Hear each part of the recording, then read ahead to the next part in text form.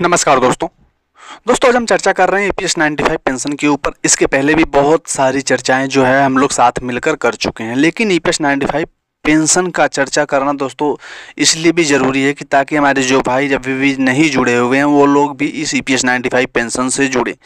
EPS 95 pension में सुधार होने की संभावना जताई जा रही है। लाखों पेंशनरों को राहत मिल सकता है, लेकिन जब तक मिलता नहीं है तब तक हम लोगों को आवाज़ उठाना होगा। हालांकि मेरे बहुत सारे दोस्तों का ऐसा कमेंट आया था कि ईपीएस 95 पेंशन की पुरानी वीडियो भी दिखाई जा रही हैं, उसको दिखाना ज़रूरी है दोस्तों। पुरानी आप देखोगे नहीं तो आने वाले टाइम को हम समझेंगे कैसे कि किस प्रकार से हमें बहलाया फुसलाया गया था। आने वाले टाइम में ईपीएस 95 पेंशन को लेकर देश में करोड़ों ऐसे लोग हैं जिन्होंने सालों मेहनत की है, जैसे फैक्ट्रियों में, दफ्तरों में, सरकारी कंपनियों में काम किया है।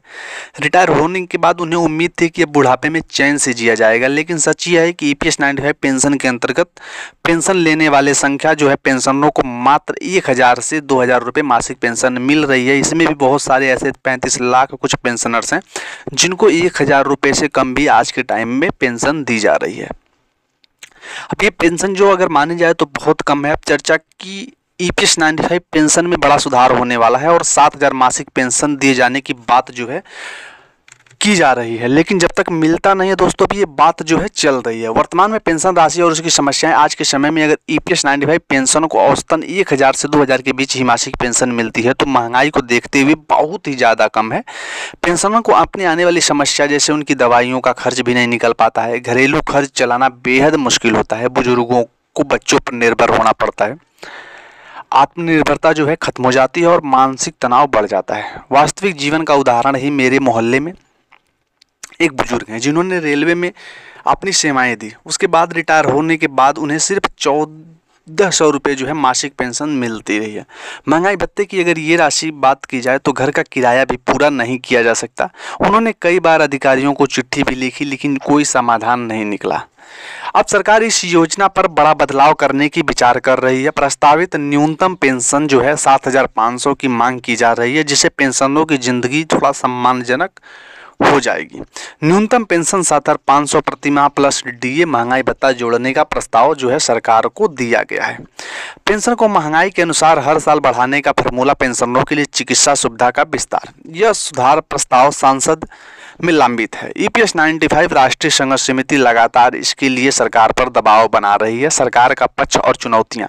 सरकार का कहना है कि ईपीएस 95 योजना में फंडिंग की समस्या है। यदि पेंशन को 7500 किया जाए तो इसके लिए हजारों करोड़ों रुपए की जरूरत पड़ेगी, लेकिन पेंशनरों का कहना है कि उन्होंने पूरी जिंदगी योगदान दिया है। अब सरकार की जिम्मेदारी बनती है